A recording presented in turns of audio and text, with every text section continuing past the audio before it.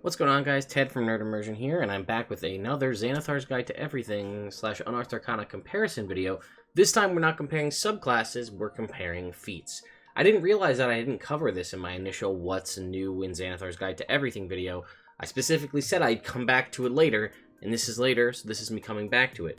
We received several feats in the Unearthed Arcana racial feats document a while back, and not all of them made it into Xanathar's, not all of them made it in their initial format, so this is me going to compare which ones made it, which ones didn't, and which ones are different and how so. So, why don't we go ahead and jump in. So first up, we have in, I guess we will go with Barbed Hide here in the Unearthed Arcana. I guess we'll start there and we'll go back. So Barbed Hide was a Tiefling-only feat. And this one did not make it in at all. It gave you a +1 to your Charisma or your Constitution, up to a maximum of 20. As a bonus action, you could cause small barbs to protrude all over your body or cause them to retract. At the start of each of your turn, while the barbs are out, you deal 1d6 piercing damage to any creature you are grappling. Any creature grappling you or a creature grappled by you, I should say. It also gave you proficiency in the Intimidation skill or Expertise, aka double proficiency in Intimidation, if you had Intimidation proficiency already. So this was actually an interesting choice, right? Your ancestor was a barbed devil or some other spiky fiend, so you could have the ability to protrude barbs. Why this one didn't make it, I don't know if they were really just that pressed for space in Xanathar's that they couldn't include a handful of these extra feats. So this one just did not make it at all. And my thought process is why? I mean, this isn't... Maybe the reason is it's just not that powerful, right? I mean, it's a +1 Constitution or Charisma. Great.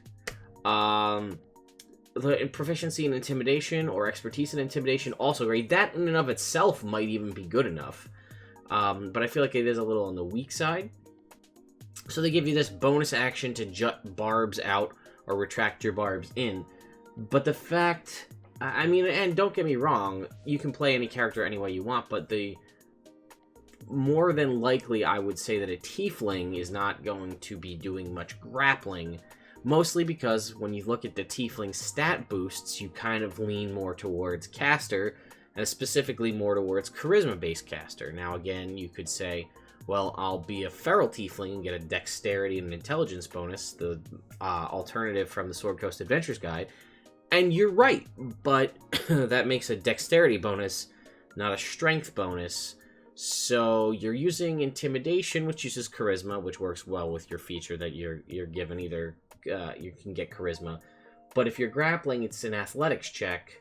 So I don't know. Maybe they just didn't feel this really hit the mark, but I don't know. I just feel like why not, right? More options is always better. So we had Bountiful Luck as a halfling feat, and again, there was no Barbed Hide. So we have Bountiful Luck as a halfling feat. A lot of people specifically said that they thought this was a way OP. When they first read it, they're like, oh my god, so powerful, halflings OP. And I started there, but in the course of my initial review when I did that, which there will be a link in the description to my review of this article, I was like, no, it's not, because read through what it does. So, all right, you got to be a halfling. Okay, racial feat. Whenever an ally you can see within 30 feet rolls a 1 on a 20 on an attack roll, ability check, or saving throw, you can use your reaction to let that ally re-roll the die. That ally must use the new roll. So for this feat to work, you need to have an ally roll a natural 1 on an attack roll, ability check, or saving throw. 1. They need to be within 30 feet of you. 2, and you still need to have your reaction to let them re-roll the die, and whatever the outcome is, they have to take it. So there is a very long list of things that need to be in place for this feat to even come into play. And then they changed it in Xanathar's. So all of that is true. When an ally within 30 feet of you rolls a 1 on attack, ability check, or saving throw, you can use your reaction to let the ally re-roll the die. When you use this feat, when you use this ability, you can't use your lucky racial trait till the end of your next turn. So not only, excuse me, before, was it so difficult to have that happen, because it's a bunch of things that need to happen before you can even use it, that now when those all, stars align to have that happen, it also shuts down your ability to use your racial feat till the end of your next turn. So now I don't know why you would ever take this feat. I don't think it's worth it at all anymore. It doesn't give you a stat boost of any kind, right? So it's this one feature. They added some more flavor text, right? Because it actually didn't have any flavor text. So they put the time that you have extraordinary luck, which you learn to mystically lend to your allies. You're not sure how you do it, you just wish it and it happens. Surely a sign of fortune's favor. So they took the time to add this and then make the feat harder to use. Okay, sure. Let's see. We had Critter Friend, which is one that we do not have in Xanathar's, which was a forest gnome specific feat. You gain proficiency in animal handling. If you're already proficient, it gives you expertise, so double proficiency. You learn to speak with animals spell and can cast it at will without expending spell slot. You also learn the animal friendship spell and can cast it once without expending spell slot. You regain the ability to do this when you finish a long rest. Intelligence is your spellcasting ability for these spells. Forest gnomes already have the ability to convey their thoughts to small animals. That's sort of one of the abilities that they have as a racial ability. So this was sort of just capitalizing on that, taking that a step further. Again, no ability score increase, but animal handling or expertise, always good. And the fact that you got Speak with Animals, which is a first level spell at will, that's pretty powerful. I could see why that wouldn't make it.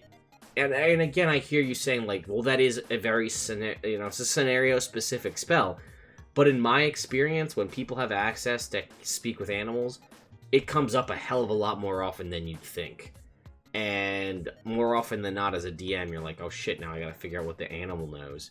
But the fact that this is an unlimited, and again, it's not a cantrip, right? It's not giving you a cantrip, it's giving you a first-level spell that is potentially quite useful in all aspects of the game. More often than not, wherever you are, you'll have the ability to encounter an animal of some kind, right? A spider, a fly, snake, bird, rat, whatever it is, dog, horse. And you just have this first level spell forever. Now, there is some other, and I can hear you saying, okay, well, that does sound powerful, but there is some other feats that did make it into Xanathar's that do give you a first level spell at will. They don't give you a skill proficiency, but they do give you a first level spell at will, and then 2 other once per long rest spells. Critter Friend gives you Animal Friendship. To stay in line with the way the other ones were, it would be Speak with Animals at will, Animal Friendship once per long rest, and probably a third spell, something like Beast Bond or whatever, and then lose the animal handling proficiency, and that would be on par with some of the other spells that made it into the book. So I don't think this one was really that overpowered, and it was a critter, a forest gnome specific spell. Now we just have gnome specific spells known specific to the sub races. So this one did not make it at all. Dragon Fear did. So here it is, a +1 to your strength or charisma. Instead of exhaling destructive energy, you roar and expend a use of your breath weapon to force a creature of your choice within 30 feet of you to make a wisdom saving throw, DC 8, plus your proficiency, plus your charisma mod. A target automatically succeeds if it can't hear or see you. On a failed save, the target becomes frightened for 1 minute. If the target takes any damage, it can repeat the saving throw, ending the effect on itself on a success. Here we have basically the same thing. Here it is now strength, constitution, or charisma, so it gives you 3 options as opposed to just 2. Instead of exhaling breath weapon, it's 30 feet. It is still a wisdom saving throw. It is still based off your charisma. A target automatically succeeds if it can't see or hear you. On a failed save, it becomes frightened for 1 minute. If a frightened creature takes any damage, it can repeat the saving throw, ending the effect on itself on a success. So all they did was basically add the ability to raise Constitution as well, which is a nice ability. That's potentially increases the versatility of this feat quite a bit, and I do like that. I do like that it is, they become frightened for a minute. And then after that, they do not get a successive saving throw unless they take any damage. Here's the problem, though. If they take any damage, doesn't have to be from you, doesn't have to be from your allies. They just take any damage, period. They repeat a saving throw. Now, I know it's not designed this way, but if the creature figures that out, they could punch themselves in the jaw, make a new saving throw, right? Because that's how it's written. If they take any damage, stab themselves in the leg. Oh, I took damage. Now I'm going to make my saving throw. Pass it. Yes, you could argue, how would they know that that feature does that? But I'm sure it's going to come up at some point in the course of somebody's game. The enemy that's frightened is going to cause damage to themselves, because if the target takes any damage, they get to make another success. Or another attempt, rather, at a saving throw. My other complaint is, you can expend a use of your breath weapon. You only get one use per short rest. It's not like if you had multiple uses of your breath weapon, like, oh, I could use my breath weapon 3 times per short rest. Let me expend a use of it to do Dragon Fear, right? And I'm guessing that's why it's 1 minute without a save after every turn. I'm guessing that's why, right? Because your breath weapon is once per short rest recharge. So rather than taking your once per short rest damage boost, you're taking this Frighten ability, assuming they take no damage. But again, it's really weak, because they're frightened until they take damage, and then they lose the Frightened ability. And you just spent your whole time building up to get to this Frightened ability. Really, Dragonborn need a better breath weapon. Flat out. If this also gave you an additional use of your breath weapon, that would be cool. I would say it shouldn't be written you can expend a use of your breath weapon. It should say you can expend your breath weapon trait to roar. Because written as it is, it makes it seem like you have multiple uses. If this, like I said, if this gave you an additional use of your breath weapon, then this feat is phenomenal, right? Because it gives you 2 uses of your breath weapon. Now you have the opportunity to potentially use this as an option, which I think would be like, I actually think that similar to the way the old dragon feats of old were, each dragon feat, each dragonborn feat should give you an additional use of your breath weapon per short rest. I think that'd actually be a really good function. I think you'd see a lot more dragonborn in play, and I think you'd see a lot more dragonborn taking these feats if they could get a boost to one of their ability scores and get an additional use of their breath weapon. That's me on my little dragonborn soapbox. Dragon Hide. Increase your strength or charisma by 1. You roll retractable claws. You can extend or retract them as no action. Similar, again, up here for the barbed hide is the tiefling.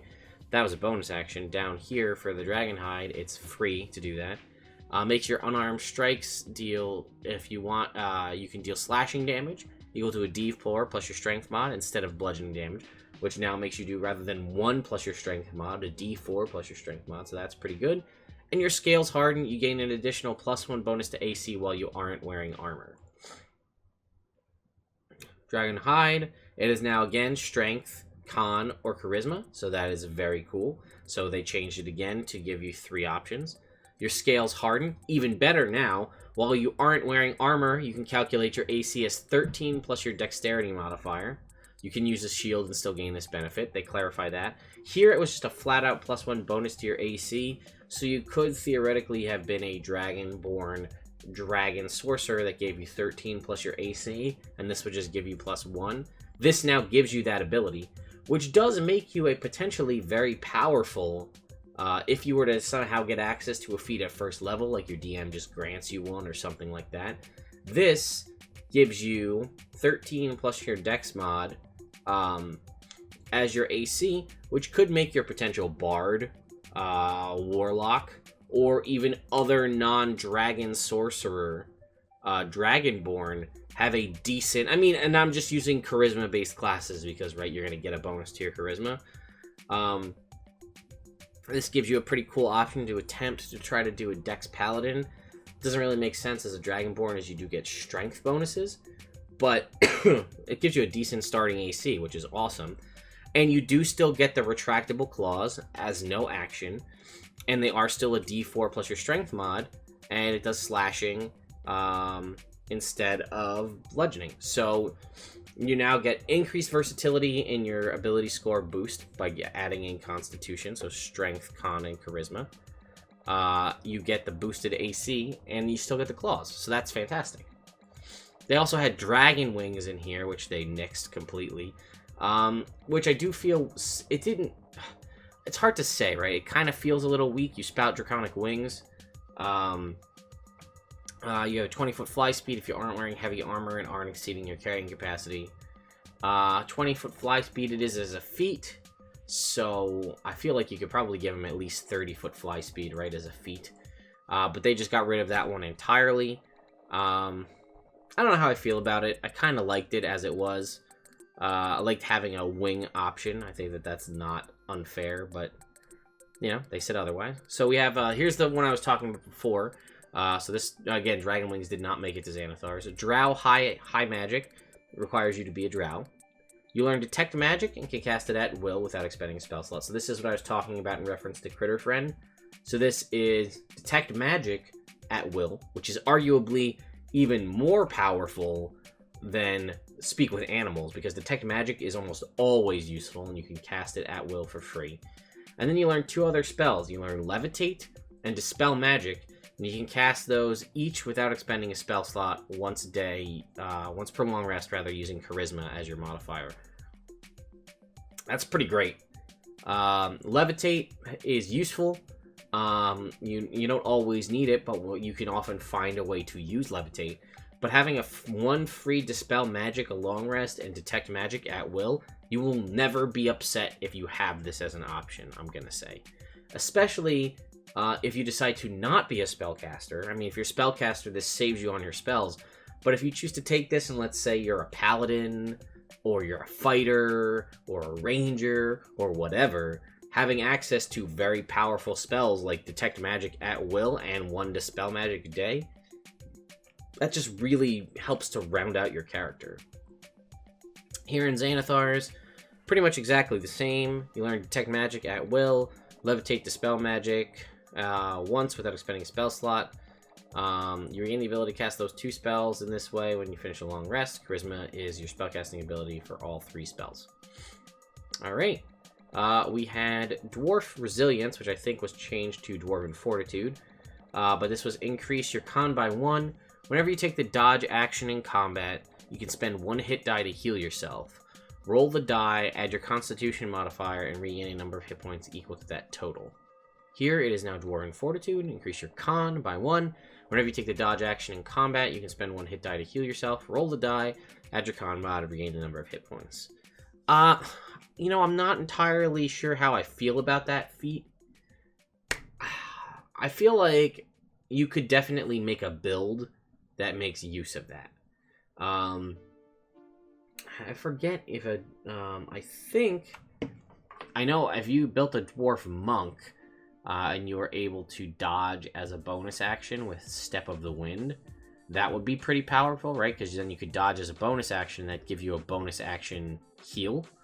And the effect of the dodge spell and a bonus action heal. Let me just check real quick while I'm here. Does Cunning Action as a rogue give you dodge? It does not. Dash, disengage, or hide. Basically, if you can find a way to get access to the dodge action as a bonus action as a dwarf, this is pretty great because you'll have disadvantage. Attack rolls incoming against you will have disadvantage, and you also get a heal. Now, there's nothing to say you couldn't take the dodge action as your action. It just seems like a little bit of a waste where you could use that as to your benefit. Anyway, again, it made it same way just changed the name to Dwarven Fortitude. Elven Accuracy got a pretty sizable change. It used to be just increasing your dex by 1 to a maximum of 20, and whenever you have advantage on an attack roll, you can re-roll one of the dice once. This is a huge ability, so this was elf or half-elf. And this basically allowed you to, whenever you had advantage on an attack roll, to roll 3 dice and take whichever one you want, right? Because it's advantage. Ooh, just got stabbed in the foot by something.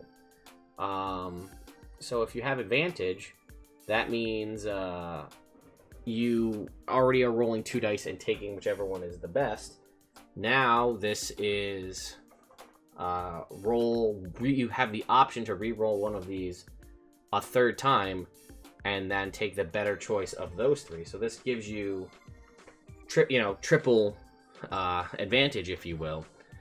Which at this point I loved it, because if you were an elf, unlikely as it would be an elf barbarian, this was phenomenal, because this meant whenever you took reckless attack or used reckless attack, this gave you triple advantage. So it almost made the need for you to have a high strength as an elf barbarian not a thing, because you could just always reckless attack and just hope for the crit. It's since changed to be more well-rounded, and now that you can use to either increase your dex, intelligence, wisdom, or charisma by 1. And whenever you have advantage on an attack roll using dexterity, intelligence, wisdom, or charisma, you can re-roll one of the die once. So unfortunately, it does not help. It basically helps everything except strength-based attack rolls, because it gives you the ability to re-roll with dex, intelligence, wisdom, or charisma. So that's every spellcasting stat and dex-based. So, okay, it's still great. It's still great. I just wish it also worked with strength, because then it allowed barbarians to really capitalize on reckless attack, but maybe that's why they changed it. We had Everybody's Friend, which was a half-elf only feat, which I think was the only half-elf only feat. That one that did not make it, which was a +1 to charisma, and then proficiency in deception and persuasion, and then potentially expertise in both of those, which kind of did that whole half-elves are the diplomats, because they don't fit in one world, so they kind of work at all of them. It is kind of weird that we didn't see any half-elf only feats. They knocked this one out. Fade Away did make it in, though, the gnome specific, +1 intelligence. When you take damage, you can use your reaction to magically become invisible until the end of your next turn, or until you attack, deal damage, or force someone to make a saving throw. Once you use this ability, you can't use it until you finish a short or long rest. Now it is dex or intelligence, so that's a little bit of a bonus. Immediately after taking damage, reaction to become invisible. You'll start your next turn until you attack, deal damage, or force someone to make a saving throw, and it is still short or long rest. That's phenomenal, because it doesn't say cast a spell. It says force someone to make a saving throw, deal damage, or attack, so you could still cast another spell, like, say, Invisibility, Misty Step, Dimension Door, some sort of teleportation thing that lets you move, some sort of self-buff, like Invisibility, Greater Invisibility, Mirror Image, whatever, or a healing spell, and you still remain invisible. It's only when you attack, deal damage, or force someone to make a saving throw. So that's very nice. I do enjoy that. We have Fae Teleportation, which is a high elf specific. Increase to your intelligence of +1, and you learn the Misty Step spell and can cast it once without expending a spell slot, once per short or long rest. Here, it is now intelligence or charisma, and it is still high elf, but it's intelligence or charisma now, so it gives you some additional benefits there. You learn to speak, read, and write Sylvan, so they added a language into that. And you learn Misty Step and can cast it once without expending a spell slot. And it is short or long rest to recharge that. But that is a free Misty Step, which is awesome. And it is now options of intelligence or charisma. This could be a very useful ability to round out your bard, or you basically pretty much almost any spellcaster, right? If you're wizard, a free Misty Step, you're never going to be upset to have a free bonus action once per short rest to do it again. Like I said, if you're a warlock, right, you choose this to increase your charisma. It's a weird combo, high elf warlock, but you're going to be taking short rests all the time. This gives you that bonus. Again, a nice little bit of spellcasting versatility to something like, I don't know, your Eldritch Knight or your Arcane Trickster. Very awesome to have that. Flames of Phlegethos here was a Tiefling only. Intelligence or Charisma +1. When you roll fire damage for a spell you cast, you can reroll any 1 on the fire damage dice, but you must use the new roll, even if it is a 1. And whenever you cast a spell that deals fire damage, you cause flames to wreathe around you. The flames don't harm any you or your possessions, but they shed bright light at up to 30 feet, dim light for another 30. And while the flames are present, any creature within 5 feet of you that hits you with a melee attack takes a d4 fire damage. This is still intelligence or charisma. Treat the roll as a 1. Basically, that is exactly the same. I played in the Adventurers League with a very cool gold dragon sorcerer Tiefling who had this ability. And their other thing they took was the Elemental Adept feat, Fire, so that any roll of a 1 on a damage die is considered a 2 when they roll it. So between these two abilities, if they roll a 1 on a fire damage, they get to re-roll it. And if it still turns up a 1, it becomes a 2, which was a very powerful combo. It was very specific, but powerful nonetheless. Alright, Grudge Bear. This is a dwarf-only feat. This one did not make it into the final version. So this was basically, had dwarves hate. It basically was a dwarf that got to choose basically a favorite enemy, right? They got to choose an enemy: aberration, beast, celestial, construct, dragon, elemental, fae, fiend, giant, monstrosity. Ooze plants are undead. This one didn't make it into the final version. Strength, con, or wisdom. Advantage on attack rolls against those creatures. When any of the chosen creatures make opportunity attacks, they have disadvantage. And whenever you make an intelligence check, Arcana, History, Nature, Religion, to recall information, you have expertise, aka double proficiency bonus in that.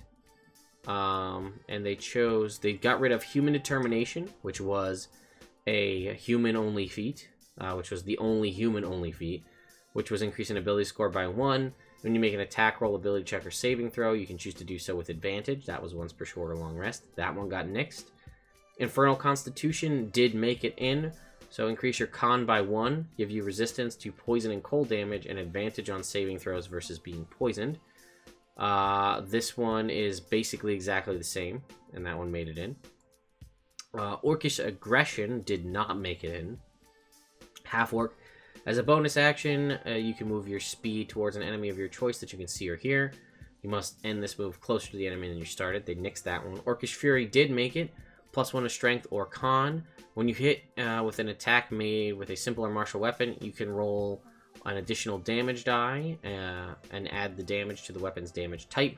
Once per short or long rest, just boost the damage. And immediately after you use your Relentless Endurance, so when you drop to 1 and come back up, you can use a reaction to make a weapon attack. And I believe that is exactly the same. Yep, short or long rest for the extra damage, and then reaction to use that. Prodigy did make it in, but they made it a little bit weaker in my opinion. It was half-elf or human. It was increase in ability score of your choice by 1, and you get proficiency in a skill, tool, a skill choice of your choice, a tool of your choice, and a language of your choice. They now made it half-elf, half-orc in human, so they added half-orc into the mix. They nixed the ability score improvement, which I think kind of sucks. And you gain the skill proficiency of your skill, tool, language still. But choose one skill in which you have proficiency. It doesn't necessarily have to be the one you just got. It's just any skill of your choice. You have expertise in that skill, aka double proficiency bonus. Second Chance did make it in. Second Chance is halfling only. Increase your dex, con, or charisma by 1. When you attack, when a creature you can see hits you with an attack roll, you can use your reaction to force them to reroll. Once you use this feature, you can't use it until you finish a short or long rest. Increase your dex, con, or charisma. And I think this is exactly the same. It hits you with an attack roll. Use your reaction to force them once per short or long rest. Yeah. So again, the benefit of this is it's when they hit you with an attack, so the attack is confirmed a hit. And then you can say, you know what? No. Go ahead and re-roll that instead. This is a great way to use against a critical hit, where the DM rolls a critical hit against you. You know that's a hit. And you can say, you know what? Go ahead and re-roll that. Because chances are it won't be a critical hit the second time. It's only once per short or long rest, so you need to plan out how you're going to use it.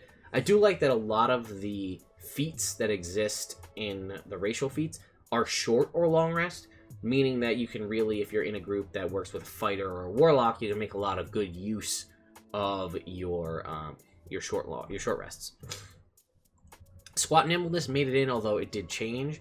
It was a increase of your strength or dex by 1, and increase your walking speed by 5.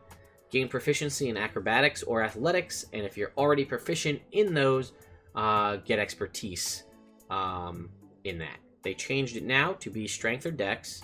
Increase your walking speed by 5. Gain proficiency in acrobatics or athletics, your choice, and you have advantage on athletics or acrobatics checks to escape being grappled.